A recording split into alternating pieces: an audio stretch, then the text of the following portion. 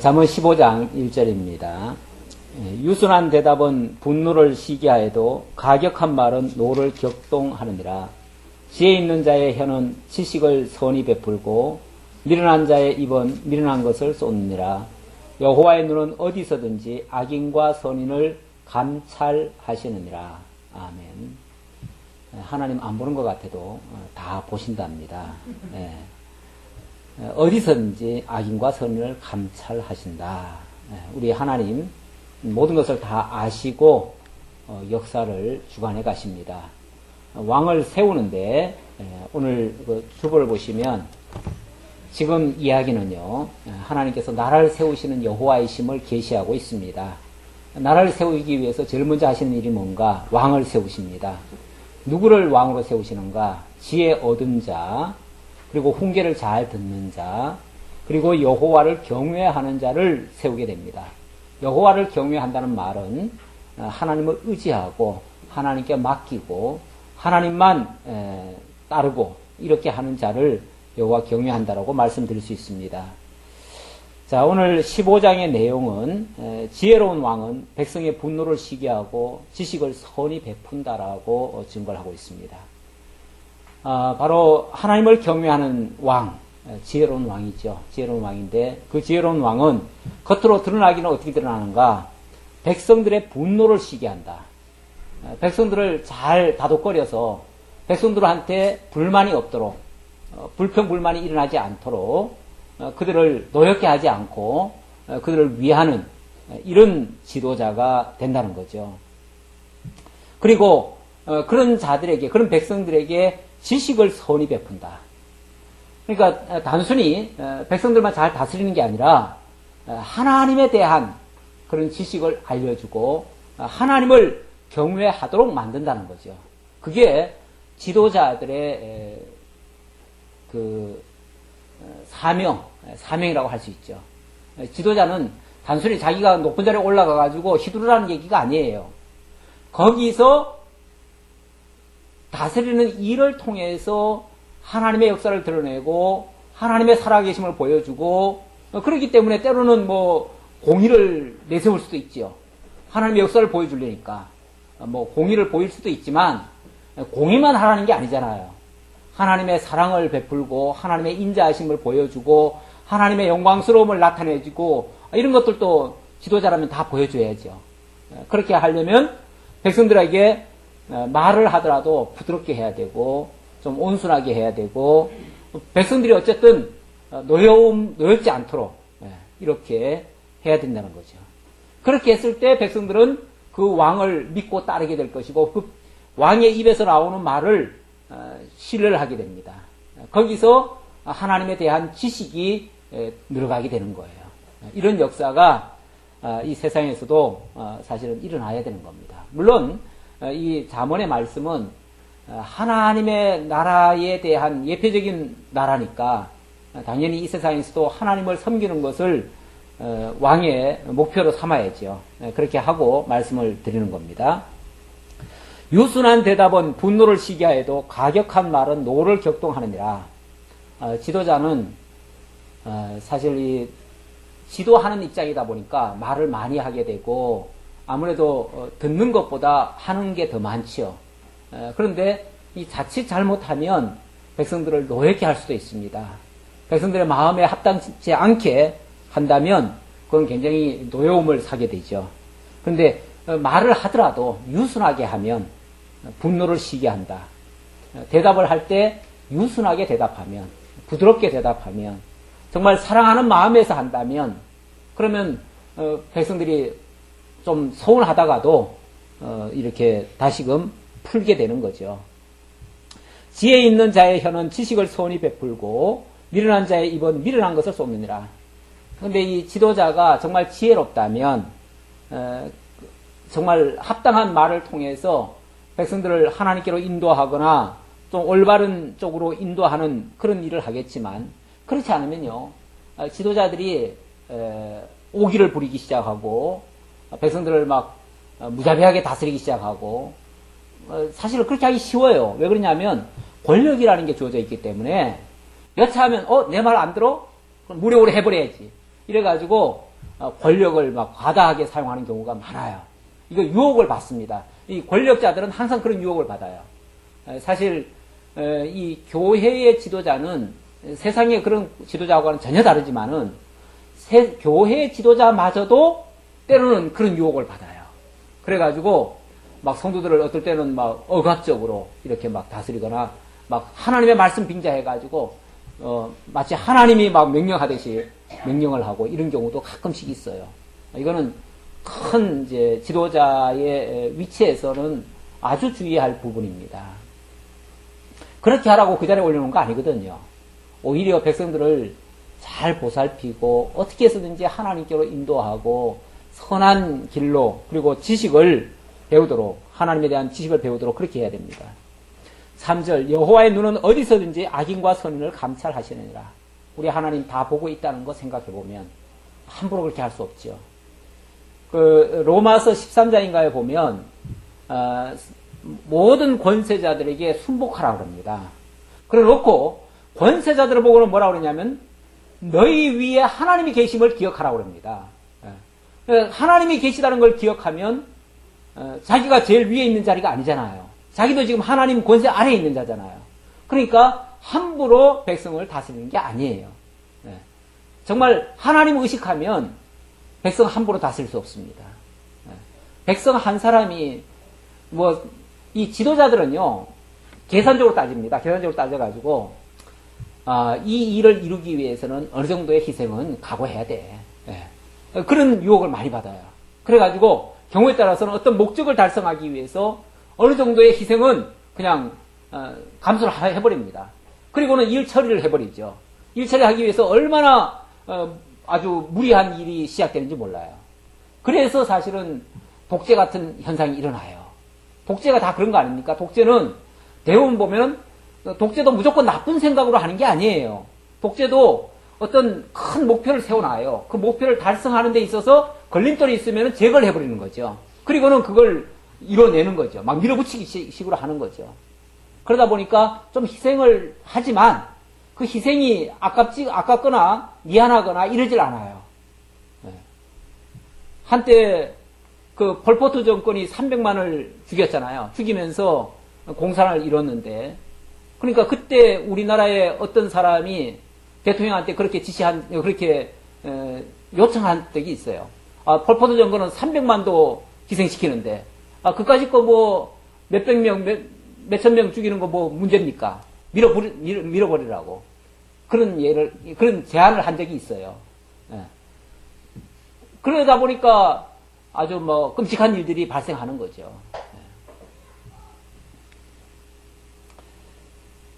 그런데 하나님을 의식하면 그럴 수 없다. 여호와의 눈은 어디서든지 악인과 선을 감찰하신다. 온순한 혀는 곧 생명나무이지만 패역한 혀는 마음을 상하게 한다. 온순한 혀, 늘 지도자의 입에서 온순하게 설령 자기한테는 마음에 안 든다 할지라도 지금 자기 한 사람이 아니잖아요. 자기 한 사람이 아니라 자기 말 한마디에 수많은 생명이 왔다 갔다 해요. 그렇기 때문에 정말 한 사람이라도 상처 입지 않게 하려면은 자기 입에서 절제가 돼야죠. 그래서 온순한 혀로 해야 모든 사람들에게 생명을 안전하게 그렇게 보장을 하게 된다. 만약에 화가 난다고 해가지고 지도자 입에서 막 독설이 나오고 그리고 또 어떤 막 쌍스러운 소리가 나오기 시작하면 엄청나게 많은 상처를 입게 되는 거죠. 수많은 영혼을 죽게 하는 거죠. 아비의 훈계를 업신여기는 자는 미련한 자요 경계를 받는 자는 슬기를 얻을 자니라. 물론 여기는 이 기록을 한 사람이 솔로몬이고 솔로몬의 아버지는 다윗입니다. 이 다윗의 그 훈계 또는 솔로몬의 훈계를 그 아들이 잘 받아들이면은 그러면은 정말 백성들을 하나님의 사람들처럼 그렇게 보살피고 돌보고 그렇게 할 겁니다. 그렇게 하면 그것이 바로 슬기를 얻게 되지만 그렇지 않으면은 미련한 일이 일어난다. 의인의 집에는 많은 보물이 있어도 악인의 소득은 고통이 되느니라. 지혜로운 자의 입술은 지식을 전파해도 미련한 자의 마음은 정함이 없느니라. 지혜로운 자의 입술, 지식을 전파한다. 정말 이치에 합당한 말을 전하면은 그것이 참된 지식이 되어서 많은 사람들에게 좋은 영향을 끼치게 된다는 거죠. 악인의 제사는 여호와께서 미워하셔도 정직한 자의 기도는 그가 기뻐하시느니라. 악인의 길은 여호와께서 미워하셔도 공의를 따라가는 자는 그가 사랑하시느니라. 이 악인의 제사, 어떤 목적을 달성하기 위해서 이 제사라고 하는 건 희생인데 목적을 달성하기 위해서 어떠한 희생까지도 각오하고 그걸 만약에 목적을 달성해버린다면 그건 하나님의 진노를 당할 일이다 그 말이죠. 우리는 일이 목적이 아닙니다. 이 세상은 성과를 내는 데 목적을 두어서는 안 됩니다. 그러면은 벌써 어긋나기 시작해요. 일을 목적으로 삼아 놓으면요. 그러면은 그걸 위해서라면 수단 방법을 가리지 않습니다. 이게 지도자들이 유혹에 빠지기 쉬운 그런 함정이기도 해요. 지도자가 되면 꼭 뭘 이뤄야 된다고 생각을 하는 것 같아요. 물론 공약할 때도 약속을 그렇게 하긴 하지요. 내가 이렇게 하겠다. 약속을 해놓고는 그리고는 모든 사람이 반대하는데도 기어코 밀어붙이는 그리고 거기에 뭐 웬만큼 희생은 있을 수 있다. 그거 두려우면 뭘 못하겠느냐. 이런 식으로 밀어붙이는 경우가 있어요. 그게 곧 악인의 제사와 같은 겁니다. 어떤 목적을 위해서 온갖 희생을 다 치르게 한다는 거죠. 그런데 이걸 사람만 노여운 게 아니라 사실은 하나님이 진노하실 일이라는 거예요. 지도자는 그렇게 해서는 안 된다는 겁니다. 그것은 공의를 따라가는 게 아니에요. 공의가 아니에요. 자기의 야망을 이루는 거죠. 야심을 이루는 거죠. 지도자가 돼가지고 자기의 어떤 성과나 업적이나 남기려고 해서는 안 됩니다. 근데 대부분의 나라가 어지러운 거는요, 지도자들이 자기 야망 이루려고 그렇게 하다가 그런 결과를 빚어요. 그런데 야망을 자기가 이루어서는 안 됩니다. 제가 어디인지 정확히 모르겠는데, 그 사람은, 선거 운동에 나갈 때 그렇게 얘기를 했어요. 저는 아무것도 약속하지 않겠습니다. 아무도 약속하지 않겠습니다. 다만, 백성들의 그 아픈 거, 필요한 거, 그걸 찾아서 해드리겠습니다. 뭐 그런 식으로, 얘기한 사람이 있었어요. 우리나라 사람은 아니에요. 다른 나라 사람인데, 그런데 그걸 보면서 상당히 신선한 공약이다. 아무것도 약속하지 않는 것이 신선한 공약이다. 그런 사람이 진짜 올바른 지도자가 될 것이다. 라고 생각을 해봤습니다. 너무 큰 야망을 품고 난 이 목표를 세워놓고 그걸 달성하기 위해서 내가 어떤 경우에도 내 임기 내에 그걸 해내겠습니다. 이거 굉장히 무서운 사람이에요. 무서운 사람이에요. 그것은 옳은 이야기가 아니다는 거죠. 그건 공의가 아닙니다. 공의라는 것은 하나님의 뜻을 따르는 게 공의입니다. 하나님은 모든 백성들이 어떤 면에서 좀 편안한 환경 속에서 자기의 삶을 향유하면서 하나님을 경외할 수 있도록 이렇게 하는 게 최고의 올바른 지도 아니겠어요? 그러면은 어쨌든 백성들을 평안하게 하고 기쁘게 또는 자기가 소신껏 일했을 때에 그 일한 대가를 이렇게 취하면서 그 안에서 만족하면서 이렇게 살아갈 수 있도록 거기에 필요한 것이 있다면 우리가 지원해 주겠다. 이렇게 이제 나가야죠. 그러니까 여러분들이 뭐가 필요한지 그걸 우리가 행정으로서 뒷받침해 주겠다. 그게 가장 올바른 지도자 상이라고 보여집니다. 그 다음 11절로부터 19절까지 명철한 왕은 지식을 따르고 가산이 적어도 여호와를 경외한다고 말을 합니다. 지식을 따른다. 지식을 따른다는 말은요, 하나님의 어떤 진리를 따른다는 얘기예요. 하나님의 뜻을 따른다는 얘기예요. 그리고 가산이 적어도 여호와를 경외한다는 말은 어떤 상황에서도 어떤 어려운 환경에서도 하나님을 멀리하지 않는다는 얘기예요. 우리는 뭐 환경이 좋으면 하나님 섬기고 환경 어려우면은 그냥 나자빠지고 이런 경우도 종종 있는데 그거는 올바른 신앙이 아니죠. 자, 내용 볼까요? 스올과 아바돈도 여호와 앞에 드러나거든 하물며 사람의 마음이리요. 이 스올과 아바돈이란 말은 한마디로 말하면 음부를 얘기하는 거예요. 저 지옥 같은 데를 얘기하는 거예요. 저 은침하고 골짜기 깊은 곳까지도 하나님 앞에는 숨길 게 없습니다. 하나님 앞에 다 드러납니다. 하물며 사람의 깊은 마음, 사람의 마음이라고 안 드러나겠냐 그 말이죠. 뭐 흔히 속담에 뭐 10길 사람 속은 모른다 그러죠. 아닌가요? 10길 물속은 알아도 한 길 사람 속은 모른다 그러죠. 그만큼 사람 속이 정말 그 안에 뭐 음흉한 게 들어있는지 모르겠어요. 정말. 그럴 정도로 사람의 마음은 아무도 모른다 그러는데 하나님 앞에는 안 된다 그 말이죠. 하나님 앞에는 숨길 수 없다. 왜냐하면 하나님은 저 수월까지도 다 안다. 수월의 그 깊은 정말 아무도 들어갈 수 없고 아무도 찾아낼 수 없는 그곳까지도 하나님은 다 아시는데 사람 마음 정도야 뭐 백일하에 다 드러나지요. 거만한 자는, 이 말은 이렇게 말하는 이유는 하나님 속일 생각하지 말고 하나님 숨길 생각하지 말고 하나님 뜻 저버리고 자기 생각대로 할 생각하지 말아라 그 얘기예요. 거만한 자는 견책받기를 좋아하지 아니하며 지혜 있는 자에게로 가지도 아니하느니라.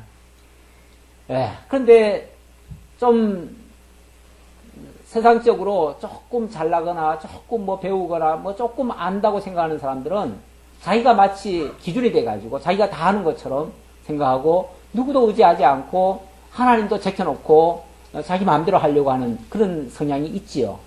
그런 자를 성경은 뭐라고 얘기하냐면 거만한 자라고 그럽니다. 그런 자들은 견책받기를 좋아하지 않는다. 또 지혜 있는 자에게도 가지 않는다. 한마디로 자기가 제일 잘났어요. 그러니까 누구 말도 안 들어요. 하나님 말씀 당연히 안 듣지요. 정말 올바른 지도자에게로 나아갈 생각도 안 해요. 그런 자들이 꼭 말썽을 일으키죠. 마음의 즐거움은 얼굴을 빛나게 하여도 마음의 근심은 심령을 상하게 하느니라. 우리 마음이 얼마나 중요한지를 다시 한번 생각해 볼 수 있는데요. 모든 질병도 어찌 보면 이 마음에서 왔다고도 볼 수 있어요. 마음 컨트롤이 안 됐을 때, 그때에 질병도 오고, 얼굴도 썩어 들어갑니다. 마음의 근심은 심령을 상하게 한다. 뭐, 우리 육체까지도 사실은 다 썩게 합니다. 우리 근심이라는 게 얼마나 잘못됐는데, 이 근심이 어디서 나오는 겁니까? 근심이라는 게 결국은 자기가 판 거 아닙니까? 자기가 파놓은 무덤 아니에요?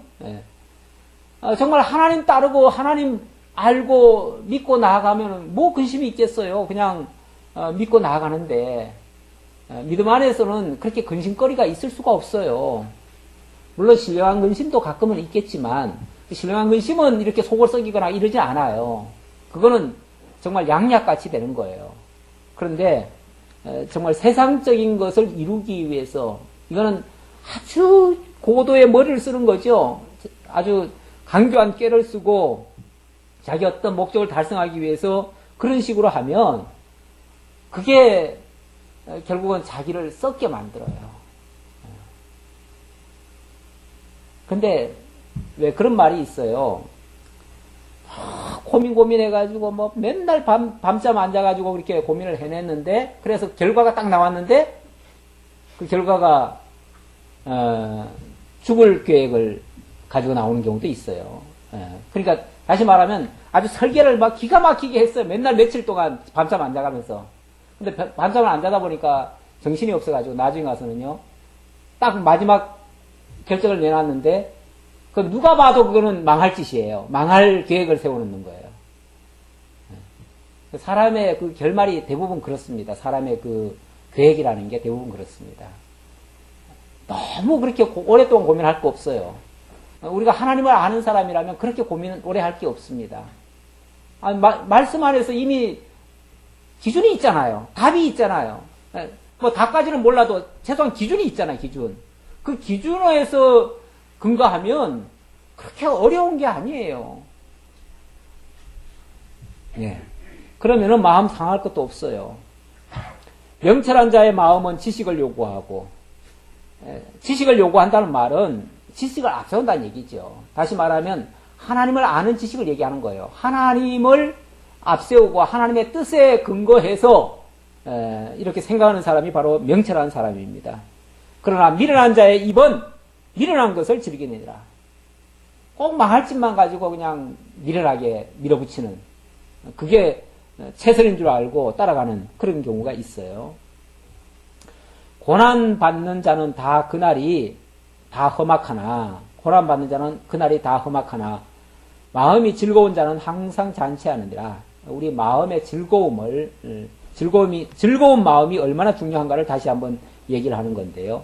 이런 것들이 하나님에 대한 지식이 없을 때 마음이 불편하고, 또 자기 계획을 세울 때 심령이 상하고 그렇습니다.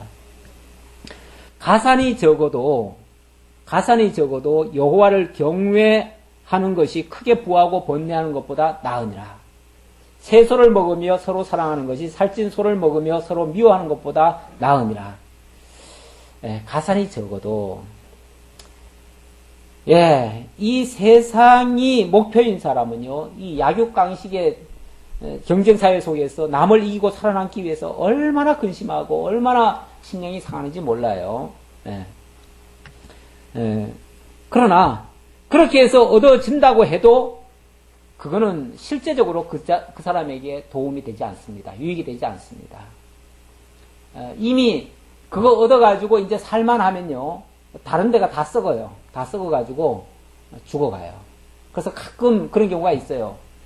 정말 악착같이 돈을 모으고 악착같이 이제 힘을 써서 안 쓰고 안 먹고 그래가지고 저렇게 해서 모아놨는데, 이제는 살만하다, 이제는 좀 살아야지, 이제는 좀 쓰고 살아야지, 그렇게 생각하고 쓰려고 하니까 기회가 없는 거예요. 그만 몸이 병들고 도저히 더 이상 쓸 수가 없는 그런 상황이 되는 경우가 있어요. 종종 있어요. 저는 전에 제일 다시 한번 생각이 나는데, 제일 상호신용공고인가요? 어딘가 자관, 그 회장 정말 일평생 어디 여행도 한 번 안 갔대잖아요. 놀러도 한 번 안 가고 그렇게 악착같이 돈 모아가지고 1천억대 부자가 됐는데, 그래서 이제 마지막으로 이제는 이제 살만하니까 처음으로 한번 해외여행 가자. 그래가지고 비행기표 사가지고 해외여행 딱 떠났는데 그 비행기가 하필이면 또 추락을 해가지고 그래서 거기에 그만 일가족이 다 죽어버렸잖아요. 그러고 나니까 그 모든 재산은 자식한테도 못 가고 사위한테로 가가지고 결국은 남 좋은 일만 시켜버리고 하나도 못 쓰고 그냥 끝나버렸어요. 세상은 정말 그런 일이 많습니다.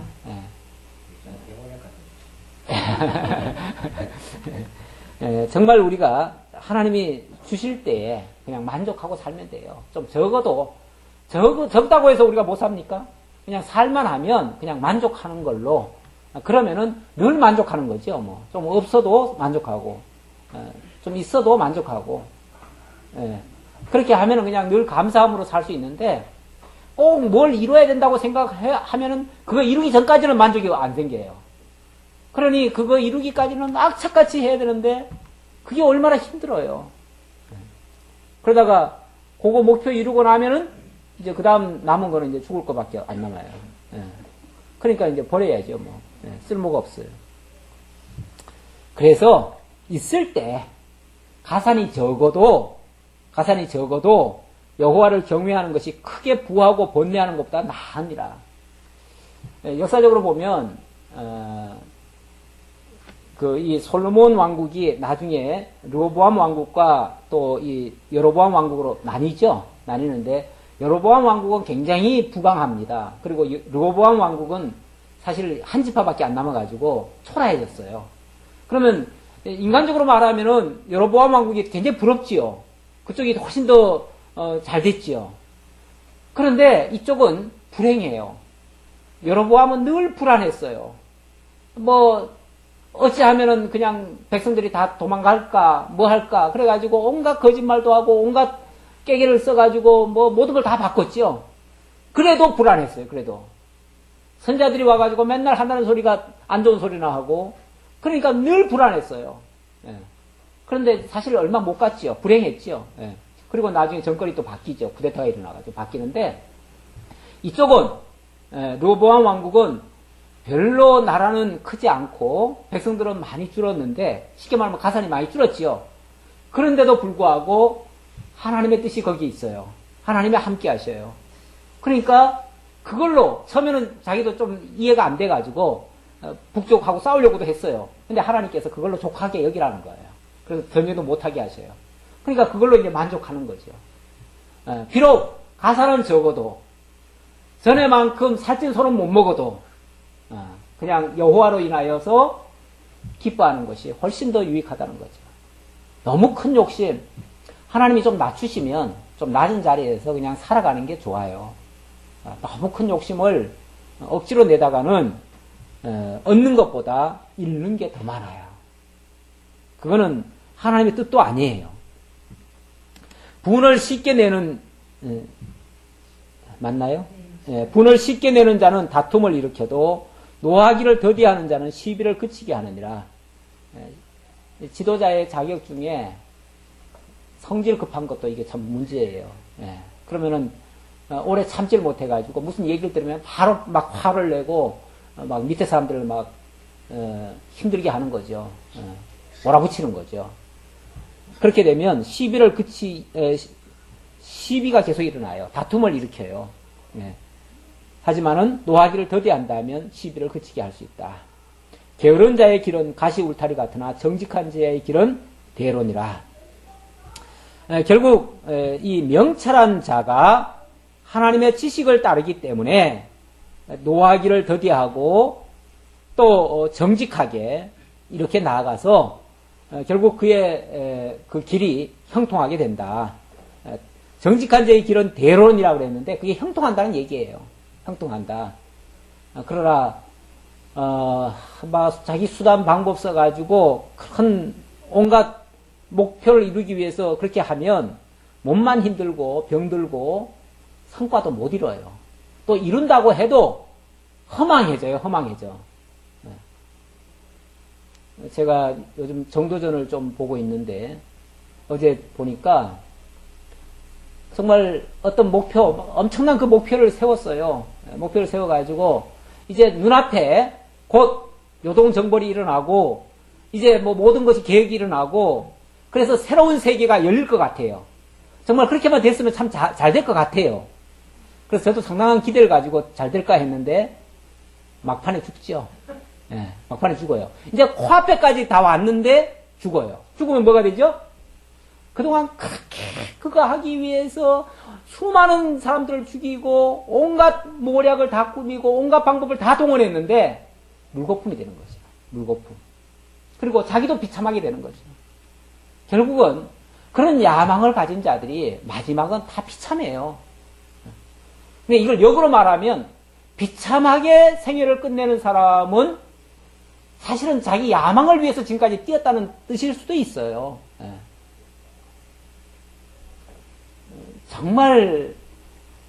정말 하나님의 뜻을 따르느라고 고난을 당하고 정말 참 낮아지고 그런다면 설령 낮아진다 할지라도 그것 때문에 가난해졌다고 할지라도 그거는 부끄러운 것도 아니고요. 그거는 불명예스러운 게 아니에요. 그런데 야망을 이루기 위해서 이렇게 했다면은 나중에 가보면 그거는 비참한 것이 될 수 있어요.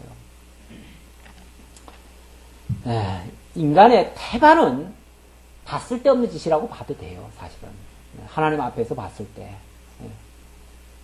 그렇게까지 안 해도 충분히 살 수 있어요. 좀 우리 생각만 하나님의 뜻에 맞추면은 그러니까 방향을 잘 맞춰야죠. 그리고 그쪽을 달려가느라고 당하는 어려움이라면 그거는 어떤 의미에서 보람돼요. 그걸로 끝나지 않아요. 20절로 33절에 지혜로운 왕은 의논과 지략으로 경영을 하고 선한 말로 지도한다고 말을 합니다. 의논과 지략으로 경영을 한다. 의논과 지략. 이게 인간적인 의논과 지략이겠습니까? 하나님의 뜻을 따른다는 얘기예요. 하나님의 뜻을 따르는데 하나님의 뜻을 자기 혼자 내 생각이 하나님의 뜻이다 이렇게 주장하면 안 되지요. 그건 독단이죠. 독단이고 독선이고 독재지요. 그렇게 해서 다스린다 그러면 그게 독재지요. 하나님은 독재를 원하시는 게 아닙니다. 어떤 사람은 하나님도 독재하셨다고 이렇게 말하는 사람도 있는데 하나님이 독재하신 게 아니에요. 하나님은 당신의 뜻이 그게 기준이잖아요. 기준을 제시하신 거죠. 그리고 그 기준에 따라서 백성들이 모든 하나님의 사람들이 그 기준을 따라서 모두가 다 한 생각을 가지라고 어떤 기준점을 세운 거지 당신이 독재를 한 게 아니에요. 지혜로운 아들은 아비를 즐겁게 하여도 우리 한번 여기 좀 교독을 좀 해봅시다. 지혜로운 아들은 아비를 즐겁게 하여도 미련한 자는 어미를 없인 여기느니라. 무지한 자는 미련한 것을 즐겨하여도 영천한 자는 그 일을 바르게 하느니라. 의논이 없으면 경영이 무너지고 지략이 많으면 경영이 성립하느니라.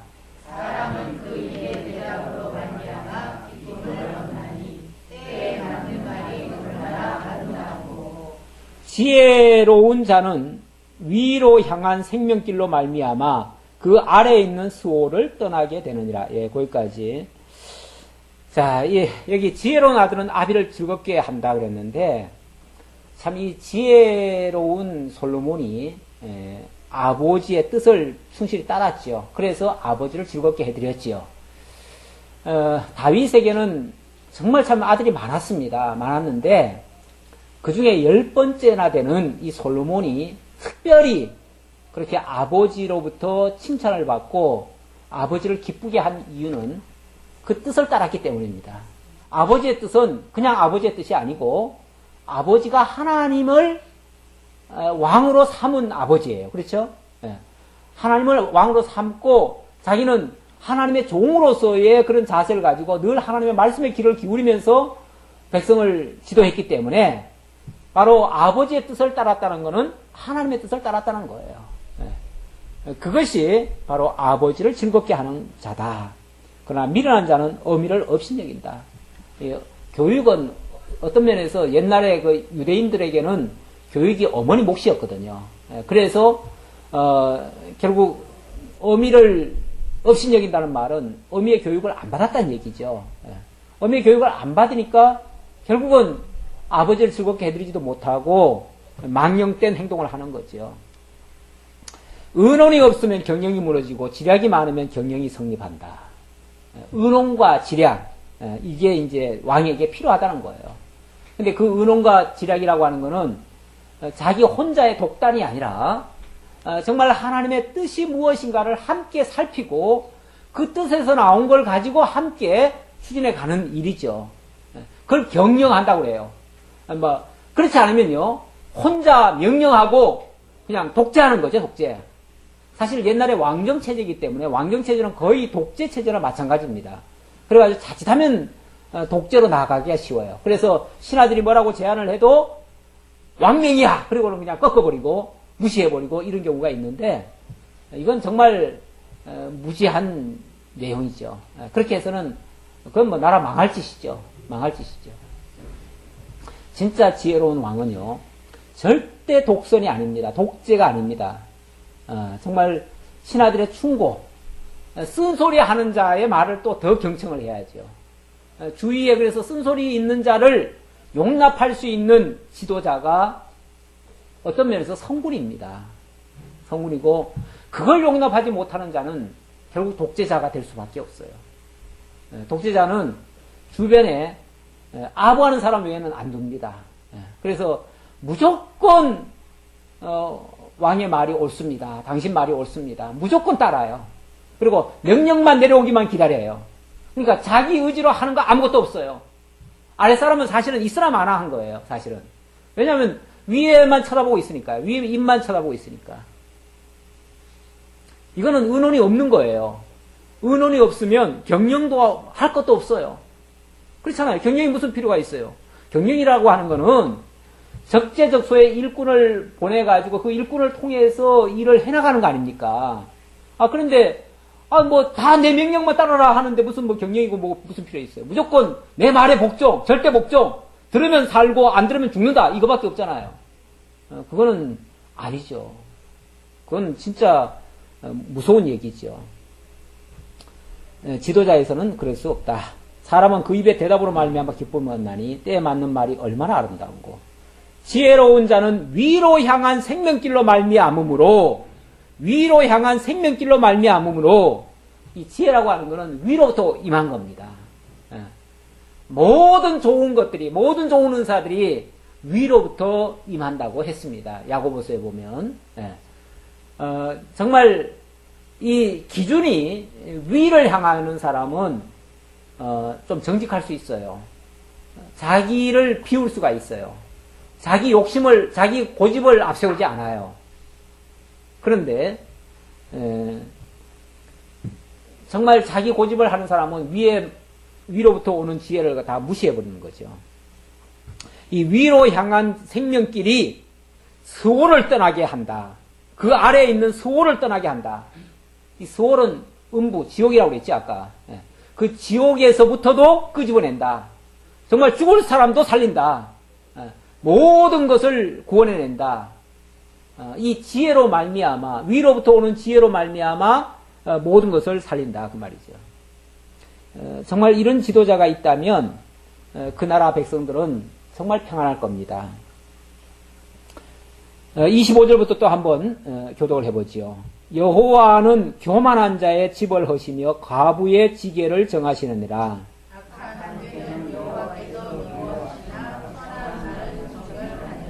이익을 탐하는 자는 자기 집을 해롭게 하나 뇌물을 싫어하는 자는 살게 되느니라.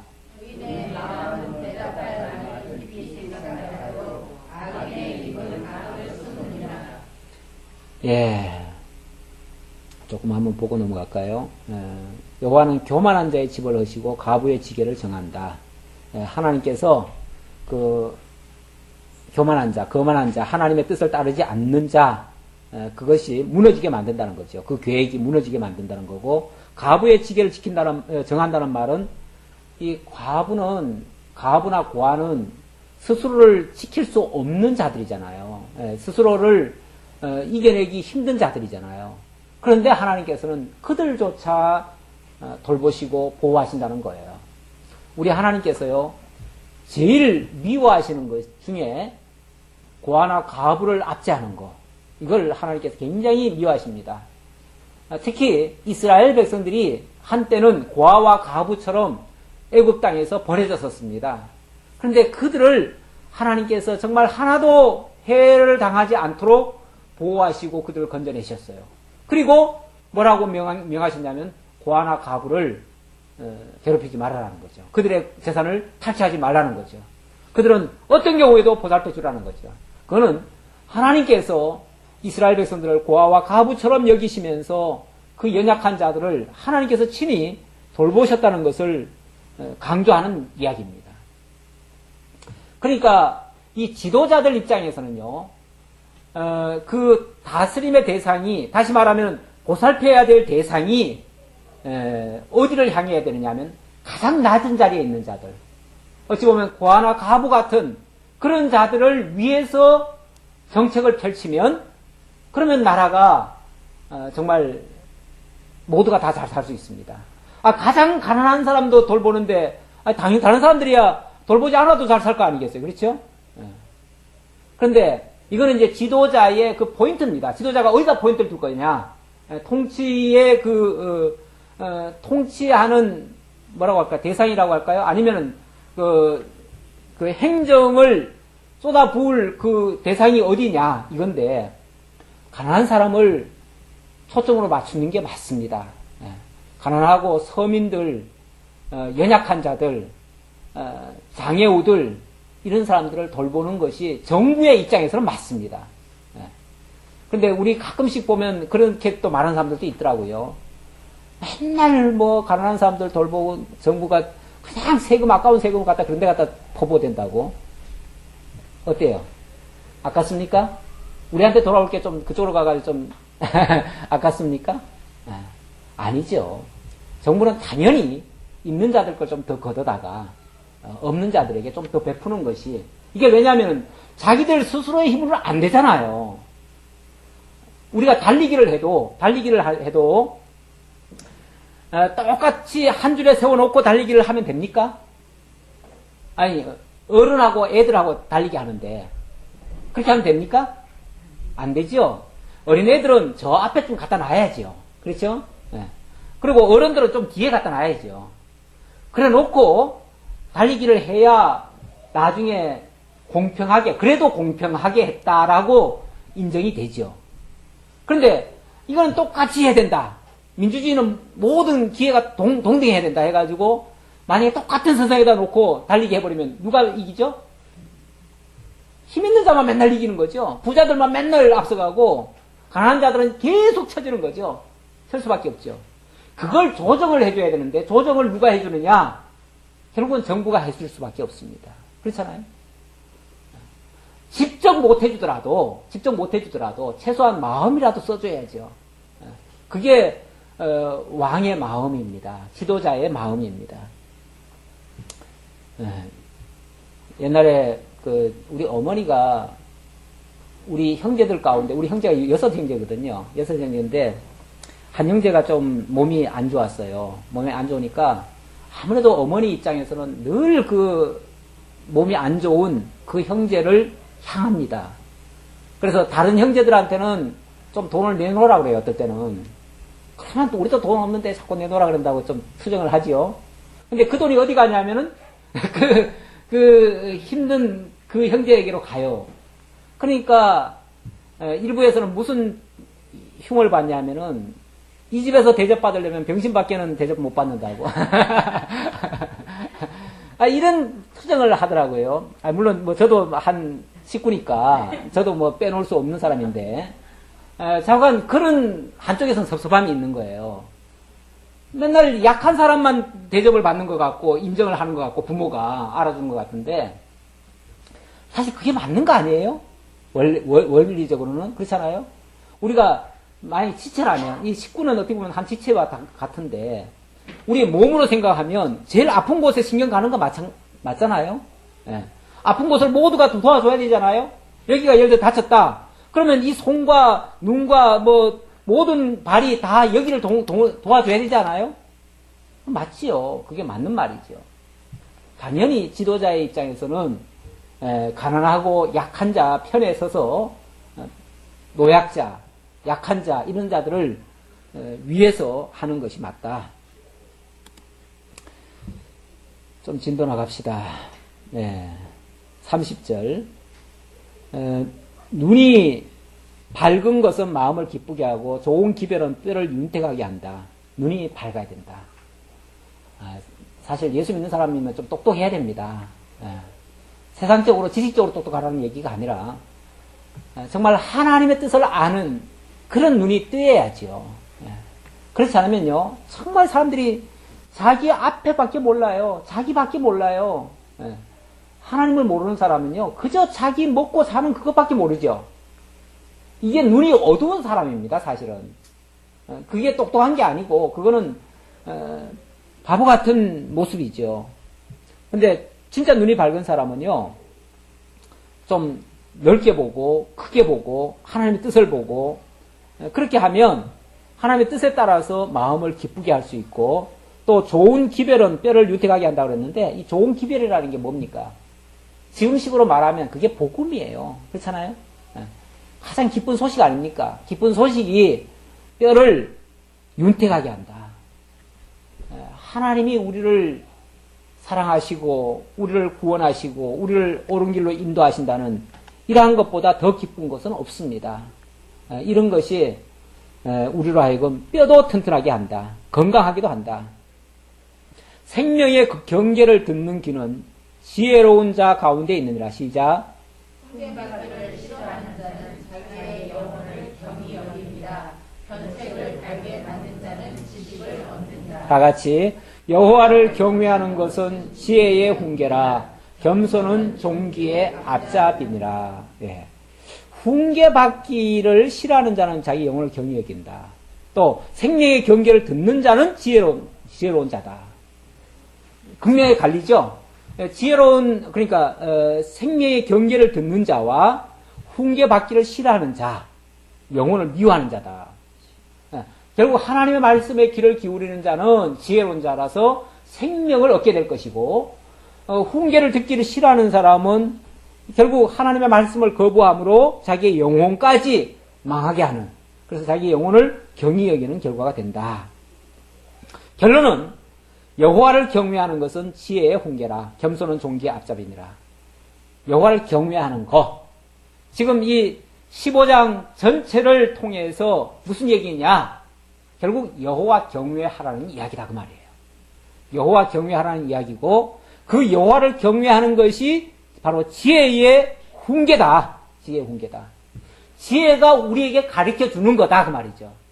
지혜가 우리에게 가르쳐 주는 것이 바로 여호와를 경외하라는 거다. 그렇게 해서 그 겸손히 그 말씀을 듣게 되어지면 우리도 종기케 되어진다. 그래서 겸손은 종기의 길잡이다. 우리를 종기하게 만들어가는 그 비결은 바로 겸손에 달려있다. 겸손이라고 하는 건 하나님의 말씀에 귀를 기울이는 게 겸손입니다. 결국 하나님의 말씀에 귀를 기울이고 그 말씀을 따라서 그렇게 살아가는 것이 우리도 종기케 되는 것이고 하나님을 경외하는 것이고 이게 성공적인 삶 아닙니까? 이게 왕의 입장에서라면 성공적인 왕 아닙니까? 왕이 이런 통치 이념을 가지고 이런 사상을 가지고 정말 위로는 하나님을 경외하면서 백성을 보살핀다면 아마 성군으로 길이길이 남을 겁니다. 이런 지도자상을 우리에게 주기 위해서 솔로몬이 이 잠언을 통해서 우리에게 교훈을 해주셨습니다. 기도하겠습니다. 아버지 하나님 감사합니다. 참으로 왕의 제목만이 아니라 왕 같은 제사장 된 우리 성도들의 자격, 우리 성도들이 마땅히 살아야 될 그러한 도리를 이 잠언을 통해서 일깨워 주시오니 참으로 감사합니다. 우리는 하나님의 뜻을 알지 못했을 때는 순전히 내 앞밖에는 보지 못했습니다. 소경이었습니다. 눈뜬 봉사였습니다. 아버지 하나님, 하나님의 뜻을 알지 못했고 그래서 제 계획과 제 욕심만을 차리기 위해서 야망을 가지고 모략을 꾸몄지만 그러나 그 모든 결과물들은 다 실패였습니다. 아버지 하나님, 이제라도 겸손히 하나님 앞에 무릎 꿇고 위로부터 주시는 지혜를 따라서 하나님의 뜻을 겸손히 순종함으로써 존귀하게 되어지고 또 하나님을 경외하는 참 생명을 얻는 자 될 수 있도록 인도해 주옵소서. 함께 주오심을 감사드리오며 예수님의 이름으로 기도하옵나이다. 아멘.